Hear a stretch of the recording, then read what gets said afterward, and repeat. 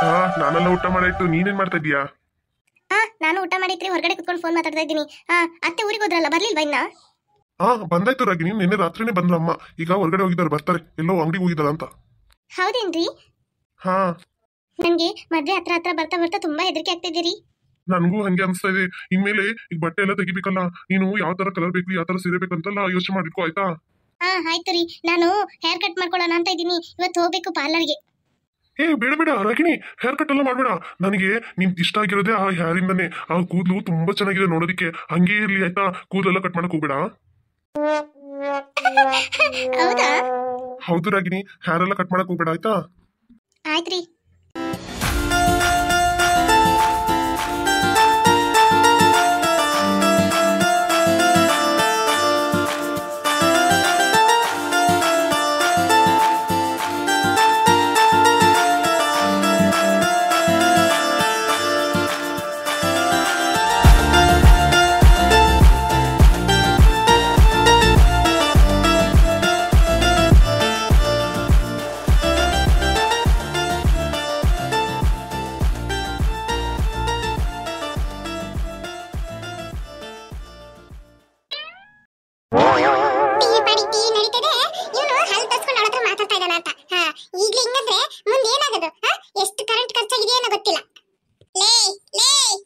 ಹೌದು. ಯಾರಾದ್ರೂ ಬಂದ್ರೆ ತುಳಿ ಹಾಕಿ.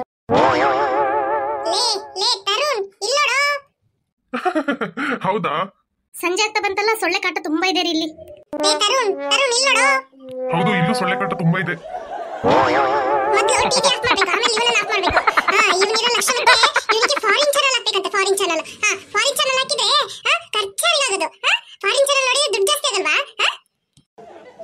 ಯಾರು ಯಾರೋ ಬಂದಂಗಿದೆ ಮಾತಾಡ್ತಾ ಇದಾರಲ್ಲಿ?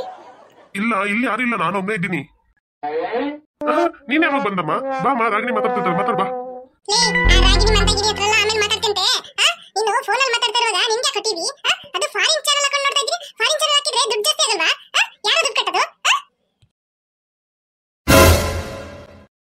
ಅಮ್ಮ, ಯಾರಮ್ಮ ಹೇಳಿದ್ದು ಫಾರಿನ್ ಚಾನಲ್ ಹಾಕಿದ್ರೆ ದುಡ್ಡು ಜಾಸ್ತಿ ಆಗುತ್ತೆ ಅಂತ ಅಂದ್ಬಿಟ್ಟು?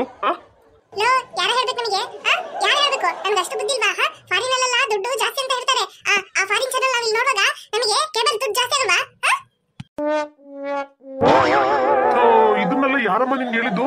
ಸುಮ್ಮನೆ ಇರಮ್ಮ ನೀನು. ಯಾವಾಗ ನೋಡಿ ದುಡ್ಡು ದುಡ್ಡು ದುಡ್ಡು ಅಂತ ಹುಡ್ಕೊಳ್ತೀಯ. ಫಾರಿನ್ ಚಾನಲ್ ಎಲ್ಲ ನೋಡಿದ್ರೆ ಏನಾಗಲ್ಲ. ಎಲ್ಲ ಕೇಬಲ್ ಒಂದೇ ಲೆಕ್ಕದಲ್ಲ ಹೋಗುತ್ತೆ. ಯಾವ ಚಾನಲ್ ಬೇಕಾದ್ರೂ ನೋಡ್ಬೋದು. ಸುಮ್ನೆ ಈ ತರ ಎಲ್ಲ ಮನೇಲಿ ಕೂಗ್ತಾ ಇರ್ಬೇಡ ನೀನು.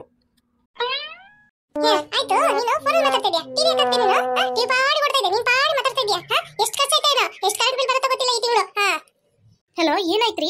ಏನ್ರಿ ಅಮ್ಮ ಹಿಂಗ್ ಕೂಗ್ತಾ ಇದಾರೆ? ನಿನ್ನ ಹತ್ರ ಮಾತಾಡೋ ಬದಲು ಸುಮ್ಮನೆ ಇರ್ಬೋದು. ಹೋಗಮ್ಮ ನೀನು. ಮದುವೆ ಮುಂಚೆನೆ ನನ್ನ ಮಗನ ಹಿಂಗ್ ಮಾಡ್ಬಿಟ್ಲು. ಇನ್ ಮದುವೆ ಆದ್ಮೇಲೆ ಅಷ್ಟೇ ನನ್ ಗತಿ ಅಷ್ಟೇ. ಇನ್ನು ಅವಳಿಗಿದೆ, ಅವಳು ಬಂದ್ಮೇಲೆ ಅವಳಿಗೆ ಮಾಡ್ತೀನಿ. ಇವ್ರಿಗೂ ಸೇರ್ಸಿ ಸ್ವಲ್ಪ ಪಾಠ ಕಲ್ಸಿದ್ರೆ ಸರಿಯಾಗತ್ತೆ. ಹಿಂಗೆ ಬಿಡ್ಬಾರ್ದು ಇವ್ರನ್ನ. ಅಯ್ಯೋ, ಏನ್ ಮಾಡ್ತಾ ಇದ್ದಾರೆ ಅಂತ ಗೊತ್ತಾಗ್ತಾ ಇಲ್ಲ. ಇವನ ಹತ್ರ ಹೋಗಿ ಮಾಡ್ಕೊಡ್ಬೇಕು, ಆಗ ಸರಿಯಾಗತ್ತೆ. ಅದೇನಿಲ್ಲ, ನಮ್ಮಮ್ಮ ಸುಮ್ನೆ ಹಂಗೆ ಕೂಗ್ತಾ ಇರ್ತಾರೆ ಮನೇಲಿ. ನೀನೇನ್ ಬೇಜಾರ್ ಮಾಡ್ಕೋಬೇಡ ಆಯ್ತಾ? ಆಯ್ತು ರೀ. ಸಂಜೆ ಆಗ್ತಾ ಬಂತು. ನಾನು ಹೋಗಿ ಕೈಕಾಲು ಮುಖ ತೊಳ್ಕೊಂಡು ದೀಪ ಹಚ್ಬೇಕು ಮನೆಯಲ್ಲಿ, ಆಯ್ತಾ? ನಾನು ಹೋಗ್ತೀನಿ, ಫೋನ್ ಇಡ್ತೀನಿ, ಆಯ್ತಾ? ಬಾಯ್ ಬಾಯ್. ಸರಿ ಆಯ್ತು, ನಾನು ಇರ್ತೀನಿ, ಬಾಯ್. ಮಗ ಫೋನ್ ಇಟ್ಬಿಟ್ಟ, ಈಗ ಹೋಗ್ಬೇಕು ಅವನ ಹತ್ರ ಮಾತಾಡಕ್ಕೆ. ಏನಮ್ಮ ನೀನು ದೇವ ತರ ಬಂದ್ ಹಿಂದ್ಗಡೆ ನಿಂತ್ಕೊಂಡಿದ್ಯಾ? ಏನೋ ಹಿಂಗೆ ಹೇಳ್ಬಿಟ್ಟೆ ನನ್ನನ್ನ. ಅಮ್ಮ ತಮಾಷೆ ಮಾಡ್ದಮ್ಮ. ಹೌದಾ?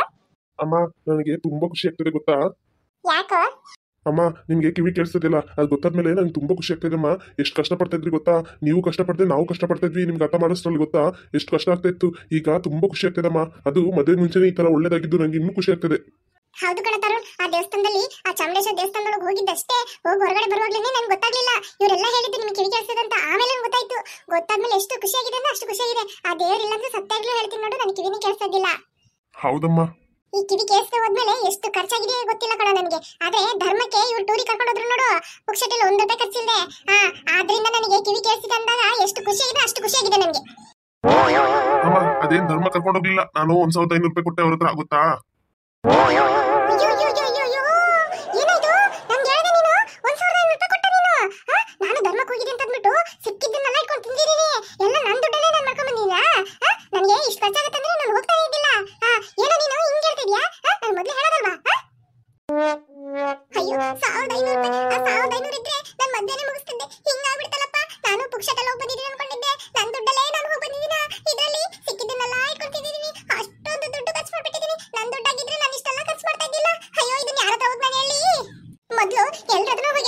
ನಾನು ಧರ್ಮಕ್ಕೆ ಹೋಗಿ ಬಂದಿದ್ದೀನಿ ಅಂತ ಎಲ್ಲರೂ ಅನ್ಕೊಳ್ತಾರೆ. ನನ್ ದುಡ್ಡು ಖರ್ಚಾಗಿದೆ 1500 ರೂಪಾಯಿ. ಎಲ್ಲಿಂದ ಬರುತ್ತಾ 1500 ರೂಪಾಯಿ? ಎಷ್ಟು ಕಷ್ಟಪಡ್ಬೇಕು ಗೊತ್ತಾ? ಯಾರ ಮನೆಯಲ್ಲೂ ಕೈ ಕಾಲು ಬಿದ್ದಲ್ಲ, ನಾನು ಖರ್ಚು ಮಾಡಿದೆ ಉಳಿಸ್ಕೊಂಡಿರೋ ದುಡ್ಡು. ನಂದು 1500 ರೂಪಾಯಿ ಹೋಯ್ತಂದ್ರೆ ನಾನು ಸುಮ್ಮನೆ ಬಿಡ್ಬೇಕಾ? ನಾನು ಖರ್ಚು ಮಾಡಿದ್ದೀನಿ 1500 ರೂಪಾಯಿ. ಮೊದ್ಲೇ ಹೇಳ್ಬೇಕು ಎಲ್ಲರ ಹತ್ರನು, ಇಲ್ಲಾಂದ್ರೆ ನಾನು ಮನ್ ಸಮಾಧಾನ ಆಗಲ್ಲಪ್ಪ. ನಮ್ಮ ಅಮ್ಮನಿಗೆ ಆ ದೇವ್ರು ಯಾವಾಗಾದ್ರೂ ಬುದ್ಧಿ ಕೊಡ್ತಾರಂತ ಗೊತ್ತಿಲ್ಲಪ್ಪ. ಹೌದಕ್ಕ, ನೀವ್ ಹೇಳಕ್ ಸರಿನೇ. ಪಾಪ ಅವರಿಗೆ ಎಷ್ಟು ಖರ್ಚಾಗಿದೆಯೇನೋ, ನನಗೆ ತುಂಬಾ ಬೇಜಾರಾಗಿರಕ್ಕ. ಇಲ್ಲ, ನಾನು ಲೆಕ್ಕ ಮಾಡಿದೆ. ನಾನು ನಿನ್ನೆ ಸುಮ್ಮನೆ ಇರ್ಲಿಲ್ಲ, ರಾತ್ರಿ ಬಂದ ತಕ್ಷಣ ಮೊದಲು ಲೆಕ್ಕ ಮಾಡಿದೆ. ಅವರು ಆಚೆ ಈಚೆ ಎಲ್ಲ ಹೋಗ್ತಾ ಇದ್ರಲ್ಲ, ಅಲ್ಲೆಲ್ಲ ಎಷ್ಟೆಷ್ಟು ಮಾಡಿದೆ ಅಂತ ನಾನು ಬರ್ದಿಟ್ಟಿದ್ದೀನಿ. ಎಲ್ಲ ಲೆಕ್ಕ ಮಾಡಿದ್ರೆ ಒಬ್ಬೊಬ್ಬರಿಗೆ 3,500 ರೂಪಾಯಿ ಬೀಳತ್ತೆ, ಗೊತ್ತಾಯ್ತಾ? ಪಾಪ ಕೊಟ್ಬಿಡೋಣ, ಯಾಕೆ ಅವ್ರ ದುಡ್ಡು, ಮೊದಲೇ ಕಷ್ಟದಲ್ಲಿದ್ದಾರೆ. ಆ ಕೈತನ ಜೀವನನೇ ಹೇಳ್ಬೇಕಾ, ಅಷ್ಟು ಕಷ್ಟ ಜೀವನ. ನಾನು ಅವಳು ಬಂದಾಗಿಂದ ನೋಡ್ತೀನಿ, ಇಷ್ಟು ಅಷ್ಟು ಅಂತಲ್ಲ, ಅಷ್ಟೊಂದು ಕಷ್ಟಪಟ್ಬಿಟ್ಟಿದ್ದಾಳೆ. ಪಾಪ ಅವಳ ದುಡ್ಡೆಲ್ಲ ತಿಂದ್ವಿ ಅಂದ್ರೆ ಆ ದೇವ್ರು ನಮ್ಮನ್ನ ಚೆನ್ನಾಗಿಟ್ಕೊಂಡಿರಲ್ಲ. ಅದಕ್ಕೆ ಕೊಟ್ಬಿಡೋಣ ಅಂತ ನಾನು ಚಿಂತೆ ಮಾಡಿದ್ದೀನಿ. ನೀನೇನು ಹೇಳ್ತೀಯ ಯಶೋದಾ? ಹೌದ್ರಕ್ಕ, ನಾನು 3,000 ರೂಪಾಯಿ ಕೊಟ್ಟ ಅವ್ರ ಹತ್ರ, ಮೊದಲೇ ಹೋಗೋದಕ್ಕೆ ಮುಂಚೆನೆ ಕೊಟ್ಟಿದ್ದೀನಿ. ನನ್ನ ಮಕ್ಕಳೆಲ್ಲ ಹೋದ್ರಲ್ಲ, ಹಾಗಾಗಿ ನಾನು ಇನ್ನೊಂದು 2,000 ರೂಪಾಯಿ ಸೇರಿಸ್ಕೊಟ್ರೆ ಸರಿಯಾಗತ್ತೆ ಅಂತ ಅನ್ಕೊಂಡಿದ್ದೀನಿ. ನೀವೇನು ಹೇಳ್ತೀರಾ? 2 ಮಕ್ಳು ಇದ್ದಾರಲ್ಲ, ಆಯ್ತು ಕೊಟ್ಬಿಡಿ, ಸರಿಯಾಗತ್ತೆ. ಹಂಗಂದ್ರೆ ಜಮನದಕ್ಕೆ ಹಾಕ ನಂದಕ್ಕೆ 3,500 ರೂಪಾಯಿ ಕೊಡ್ಬೇಕಾ? ನಂದಕ್ಕೆ 1,000 ರೂಪಾಯಿ ಕೊಟ್ಟಿದ್ದೆ ಅವರಿಗೆ, ಇನ್ನ 2,500 ರೂಪಾಯಿ ಕೊಟ್ರೆ ಸರಿಯಾಗತ್ತೆ ಅಲ್ಲ? ಆಯ್ತು ಕಣೆ ನಜು, ಅಷ್ಟೇ ಕೊಟ್ಬಿಡು. ಯಾಕೆ? ಅರೇ ಜಮನದಕ್ಕೆ ಅಕ್ಕ, ನೀವು ಕೊಟ್ಬಿಡಿ ಅಂತ ಹೇಳ್ತೀರಾ ನಿಮ್ದಕ್ಕೆ. ನಮ್ದಕ್ಕೆ ಗೆಂಡಗೆ ವ್ಯಾಪಾರ ಎಲ್ಲ ಏನೂ ಇಲ್ಲ. ಈಗ ಕೇಳಿದ್ರೆ ನಮ್ದಕ್ಕೆ ಜಗಳಕ್ಕೆ ಬರ್ತಾರೆ. ನಿಮ್ದಕ್ಕೆ ಒಂದ್ ಮಾಡಿ, ನನ್ಗೆ ಸ್ವಲ್ಪ ಸಹಾಯ ಮಾಡಿ. ನಿಮ್ದಕ್ಕೆ 1,000 ರೂಪಾಯಿ ಕೊಡಿ, ನಂದಕ್ಕೆ ಹತ್ರ 1,500 ಐತೆ. ಅದನ್ನ ಹಾಕಿ ಕೊಟ್ಬಿಟ್ಟು ನಿಮ್ಗೆ ಮುಂದಿನ ವಾರಗೆ ನಾನು 1,000ಗೆ ಕೊಡ್ತೀನಿ. ಆಗತ್ತೆ ನಿಮ್ಗೆ? ಆಯ್ತು ಬಿಡು, ಕೊಡ್ತೀನಿ. ನನ್ನ ಹತ್ರ ಇದೆ ಬಿಡು, ಕೊಡ್ತೀನಿ. 1,000 ಸಾಕಾ? ಇನ್ನೊಂದು 2,000 ಕೊಡ್ಲಾ? ಅರೇ ಬೇಡ ಜಮನದಕ್ಕೆ ಅಕ್ಕ, ಎಷ್ಟಿಗೆ ತಗೊಂಡ್ರು ನಿಮ್ದಕ್ಕೆ ಸಾಲ ಕೊಡ್ಲೇಬೇಕಲ್ಲ. ನನಗೆ ಸಾಕು, 1,000 ಕೊಡಿ ಸಾಕು. ಆಯ್ತು ಕೊಡ್ತೀನಿ. ಏನ್ರಿ ಎಲ್ರು ಕುತ್ಕೊಂಡು ಪಟಂಗ ಹೊಡಿತಿದ್ದೀರಾ? ಏನಿಲ್ಲ ಲಕ್ಷ್ಮಿ, ಮನೇಲಿ ಕೆಲಸ ಆಯ್ತಾ? ಆಯ್ತು ಜಮ್ನ, ನಮ್ಮಲ್ಲಿ ಕೆಲಸ ಎಲ್ಲ ಆಯ್ತು. ಏನ್ ಕೆಲಸ ಇದೆ? ಏನಿಲ್ಲ. ಹೌದಾ? ಏನ್ ಸಾರೇನು? ಅಲ್ಲ ಜಮ್ನ, ನಾವು ಟೂರಿಗೆ ಹೋದ್ವಲ್ಲ, ಆಗ ದುಡ್ಡು ನನ್ ಮಗ ಇದ್ದಾನಲ್ಲ. ಅಲ್ಲ ಲಕ್ಷ್ಮಿ, ನಾನು ಏನ್ ಕೇಳ್ತಾ ಇದ್ದೀನಿ, ನೀನೇನ್ ಹೇಳ್ತಾ ಇದೀಯಾ? ಅಲ್ಲ ಲಕ್ಷ್ಮಿ, ನಾವು ಟೂರಿಗೆ ಹೋದ್ವಲ್ಲ, ಅಲ್ಲಿ ದುಡ್ಡು. ಅರೆ ಲಕ್ಷ್ಮಕ್ಕ, ನಿಮ್ ಮನೇಲಿ ಅಡಿಗೆ ಏನಂತ ಕೇಳ್ತಾ ಇದಾರ ಅವರು, ಪಾಪ ಅದನ್ನ ಹೇಳಿ. ನಾನೇನ್ ಅಡಿಗೆ ಮಾಡಿಲ್ಲ ಕಣೆ, ಪಕ್ಕದ ಮನೆಯಿಂದ ಸಾರು ಕೊಟ್ಟರು ಕಣೆ, ತಿಳಿಸಾರು, ಅದನ್ನೇ ಇಟ್ಟಿದ್ದೀನಿ. ಸರಿ, ತಿಳಿಸಾರು ಪಕ್ಕದ ಮನೆಯವ್ರು ಕೊಟ್ಬಿಟ್ಲು. ಅನ್ನಾದ್ರೂ ಇಟ್ಟ ಇದು ಅದನ್ನ ಎಲ್ಲಂದ ತಂದ್ರ? ಇಲ್ಲ ಕಣೆ, ಅದನ್ನು ತಂದಿದ್ದೆ. ನನ್ನ ಯಜಮಾನ್ರು ಕೆಲ್ಸಕ್ಕೆ ಹೋಗಿದ್ರಲ್ಲ, ಅಲ್ಲೆಲ್ಲ ದೇವಸ್ಥಾನದಲ್ಲಿ ಊಟ ಹಾಕಿದ್ರಂತೆ. ಇವರು 2 ಕವರಲ್ಲಿ ಅನ್ನ ತಂದಿದ್ದಾರೆ. ಇನ್ನು 2 ದಿನ ಕದೆ ಬರುತ್ತೆ, ಯಾಕಂದ್ರೆ ಅನ್ನ ಇಟ್ಕೊಂಡು. ಹಾಗಾದ್ರೆ ಎಲ್ಲ ಉಳಿಸ್ಬಿಟ್ಟೆ ಅಂತ ಹೇಳು. ಹೌದು ಕಣೆ ಜನ್ಮ, ಎಲ್ಲ ದೇವ್ರು ಕೊಟ್ಟಿದ್ ಪುಣ್ಯ. ಇಂಥದ್ದೆಲ್ಲ ಅದೃಷ್ಟ ಯಾರಿಗೆ ಸಿಗತ್ತೆ ಹೇಳು? ನಮ್ಮಂತವರಿಗೆ ಸಿಗೋದು. ಹೌದೌದು, ಇಂಥ ಪುಣ್ಯ ಎಲ್ಲ ನಿಮ್ಮಂತವ್ರಿಗೆ ಬಂದ್ ಸೇರತ್ತೆ ಲಕ್ಷ್ಮಿ, ನಮ್ಮಂತವ್ರಿಗೆಲ್ಲ ಬಂದ್ ಸೇರತ್ತೆ. ಹೇಳಿ ನೋಡೋಣ. ನಾವು ದುಡ್ಡು ತಂದು ತಿನ್ನೋದೇ ನಮ್ಮ ಹೊಟ್ಟೆಗೆ ಹೋಗಿ ಸೇರಲ್ಲ, ಇದ್ರಲ್ಲಿ ಧರ್ಮಕ್ಕೆ ತಂದು ತಿನ್ನೋದೆಲ್ಲ ನಮ್ ಹೊಟ್ಟೆಗೆ ಹೋಗಿ ಸೇರ್ಬಿಡತ್ತಾ? ಹೌದು ಕಣೆ ಜಮ್ನ, ನಾವು ಟೂರ್ಗೆ ಹೋದ್ವಲ್ಲ, ಅಲ್ಲಿ ನನ್ ಮಗ ಏನ್ ಮಾಡಿದಾನ್ ಗೊತ್ತಾ? ಯಶೋದ, ರೇಷನ್ ಅಂಗಡಿಗೆ ಹೋಗೋಣ ಅಂತ ಹೇಳ್ದಲ್ಲ, ಯಾವಾಗ ಹೋಗೋಣ? ಲೇ ಜಮ್ನ, ನಾನು ಹೇಳೋದ್ ಕೇಳ ಇಲ್ಲಿ. ಏನ್ ಲಕ್ಷ್ಮಕ್ಕ? ಏ ಜಮ್ನ, ನನ್ ಮಗ ಏನ್ ಮಾಡಿದಾನ್ ಗೊತ್ತಾ? 1,500 ರೂಪಾಯಿ ದುಡ್ಡು ಕೊಟ್ಟಿದ್ದಾನಂತೆ. ನಾನು ಟೂರಿಗೆ ಬಂದಲ್ಲ, ನಾನು ದುಡ್ಡು ಹಾಕಿದೀನಿ ಕಣೆ. ಎಷ್ಟೇ ಉಳಿತು, ನನಗೆ ಉಳಿದಿದ್ದ ಹಣ ಕೊಡ್ಲೇ ಇಲ್ಲ ಕಣೆ. ಓ ಹಂಗ, ನೀನು ದುಡ್ಡು ಕೊಟ್ಟಿದ್ಯಾ? 1,500 ರೂಪಾಯಿ ಕೊಟ್ಟಿದ್ಯಾ? ಬಾಲೆ ಬಾಲೆ, ನೀನು ಕೊಟ್ಟಿದ್ಯಾ ಅಂದ್ರೆ ಆಶ್ಚರ್ಯ ಆಗ್ತಿದೆ ಲಕ್ಷ್ಮಿ ನನ್ಗೆ. ಹೌದು ಜಮಲಕ್ಕ, ಇವ್ರ ಮಗ 1,500 ರೂಪಾಯಿ ಕೊಟ್ರು ನನ್ನ ಹತ್ರ. ನಾನ್ ತಂದು ಕವಿತನ್ ಗಂಡನ ಹತ್ರ ಕೊಟ್ಬಿಟ್ಟೆ. ಓ ಹಂಗ ಕತೆ. ನೋಡ್ದ ಎಷ್ಟದನ್ನ ಹೇಳ್ಬಿಟ್ಲು. ನಾನು 1,500 ಕೊಟ್ಟಿದ್ದೀನಿ ಕಣೆ, ಎಷ್ಟೇ ಉಳಿತು, ನನ್ಗೆ ಉಳಿದಿದ್ದ ಹಣ ಕೊಡ್ಲೇ ಇಲ್ಲ ಕಣೆ. ಅಯ್ಯೋ ಲಕ್ಷ್ಮಕ್ಕ, ನಿನ್ ವಿಷಯನೇ ಗೊತ್ತಿಲ್ವಾ? ಏನು ಜಮ್ನ, ಏನ್ ವಿಷಯ ಅದು? ಅದ ಲಕ್ಷ್ಮಿ, ಏನಿಲ್ಲ, ನಾವು ಟೂರ್ಗೆ ಹೋದ್ವಲ್ಲ, ನಾನು ಈಗಷ್ಟೇ ನಾವೆಲ್ಲ ಸೇರಿ ಲೆಕ್ಕ ಹಾಕ್ತಾ ಇದ್ವಿ. ಒಬ್ಬೊಬ್ರಿಗೂ 5,500 ರೂಪಾಯಿ ಬೀಳುತ್ತೆ ನೋಡು. ಪಾಪ ಅಷ್ಟೊಂದು ಖರ್ಚು ಮಾಡ್ಕೊಂಡು ಆ ಕಷ್ಟದಲ್ಲಿ ಆ ಜೀವನ ಮಾಡ್ತಾ ಇದ್ದಾರೆ. ಅವ್ರ ದುಡ್ಡು ಯಾಕೆ ನಾವು ತಿನ್ಬೇಕು? ಅದಕ್ಕೆ ಲೆಕ್ಕ ಹಾಕಿ ಒಬ್ಬೊಬ್ರಿಗೆ 5,500 ರೂಪಾಯಿ ಆಗತ್ತಲ್ಲ, ಕೊಟ್ಬಿಡೋಣ ಅಂತ ಅಂದ್ಬಿಟ್ಟು ಈಗಷ್ಟೇ ಮಾತಾಡ್ತಾ ಇದ್ವಿ. ನಾನು ಹೋಗಿ ಕೊಟ್ಬಿಡ್ತೀನಿ. ಯಶೋದನ್ನು ಕೊಟ್ಬಿಟ್ಲಂತೆ, ಮತ್ತೆ ನಾಸಿಯನ್ನು ಕೊಡ್ತಾಳಂತೆ, ಅವಳ ಹತ್ರ ಏನೋ ದುಡ್ಡಿಲ್ಲ ಅಂತೆ. ಅದಕ್ಕೆ ಮುಂದಿನ ವಾರ ಕೊಡ್ತೀನಿ ಅಂತ ಮಾತಾಡ್ತಾ ಇದ್ವಿ. ನೀನ್ ಹೋಗಿ 1,500 ರೂಪಾಯಿ ಕೊಟ್ಟಿದ್ದಿ ಅಂತ ಹೇಳಿದಲ್ಲ, ಇನ್ನೊಂದು 4,000 ತಂದ್ಬಿಡು ಆಯ್ತಾ? ಸರಿ ಆಗ್ಬಿಡತ್ತೆ, ಕೊಡ್ತಿ ಅಂತ ಆಯ್ತಾ? ಇನ್ನು 4,000 ಕೊಡ್ಬೇಕಾ? ಅಯ್ಯಯ್ಯೋ, 4,000 ಇದ್ರೆ ಮದುವೆಗಿಡೀ ಎಲ್ರಿಗೂ ಬಟ್ಟೆ ಬರೆ ತೆಗಿಬಹುದು. 4,000 ಕೊಡ್ಬೇಕಂತೆ.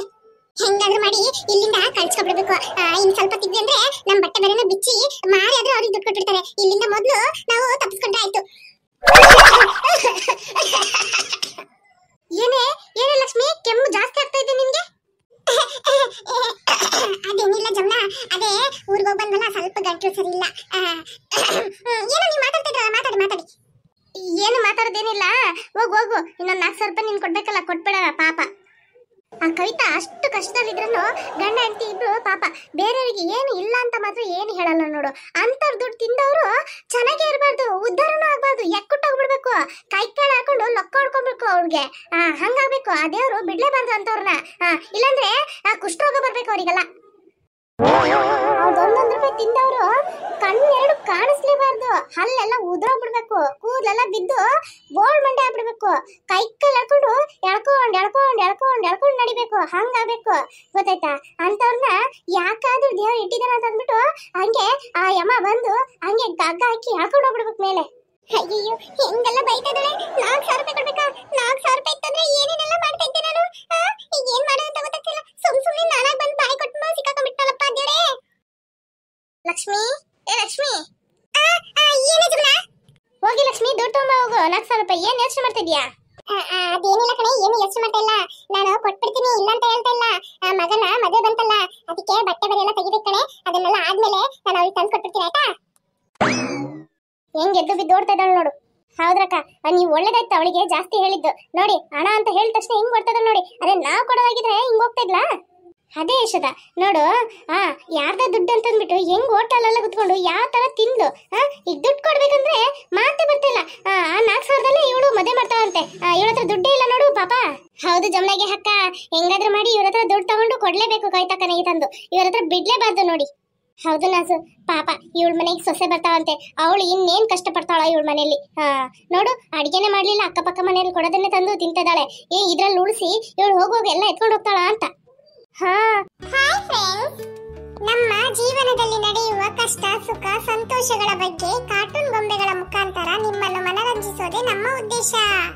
ಹಾಗಾಗಿ ಮರಿದೆ ವಿಡಿಯೋ ಇಷ್ಟ ಆಯಿತು ಅಂದ್ರೆ ಲೈಕ್ ಶೇರ್ ಮಾಡೋದನ್ನ ಮರಿಬೇಡಿ. ನಿಮ್ಮನ್ನು ಖುಷಿ ಪಡಿಸಲು ನಾವು ತುಂಬಾನೇ ಕಷ್ಟಪಡ್ತೇವೆ. ಹಾಗಾಗಿ ನೀವು ಅಚ್ಚು ಕಿಡ್ಸ್ ಎಂಟರ್ಟೈನ್ಮೆಂಟ್ ಚಾನೆಲ್ಗೆ ಸಬ್ಸ್ಕ್ರೈಬ್ ಮಾಡೋದನ್ನ ಮರಿಬೇಡಿ.